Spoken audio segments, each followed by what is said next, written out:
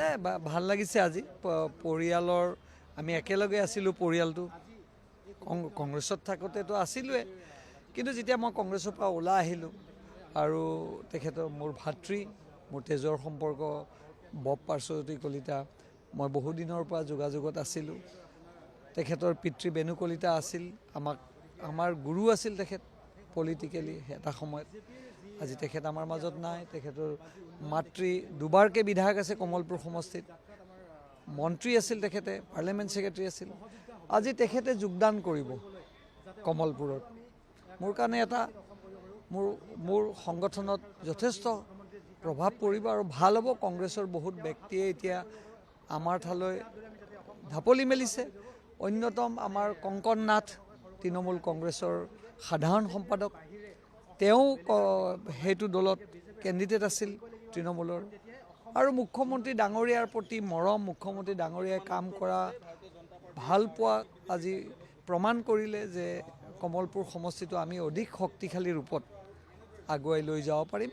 আৰু জালুকবাৰী আমাৰ লগতে আছে আৰু এই দুজন ভাতৃ আহি অনাগত দিনত বিজেপিক শক্তিশালী ৰূপত কমলপুৰ আগুৱাই লৈ যাব আৰু আমি আশা কৰিছোঁ আজি বহুত কেইজন বিধায়ক আমাৰ তাত যোগদান কৰিব আপোনালোকে দেখিছে 3জন বিধায়ক যোগদান কৰিব কমলেক্ষ পুৰকেষ্ট তাৰপিছত বসন্ত দাস তাৰপিছত আমাৰ শশীকান্ত মই ভাবোঁ কংগ্ৰেছৰ শেষ গজালটো আজি পৰিব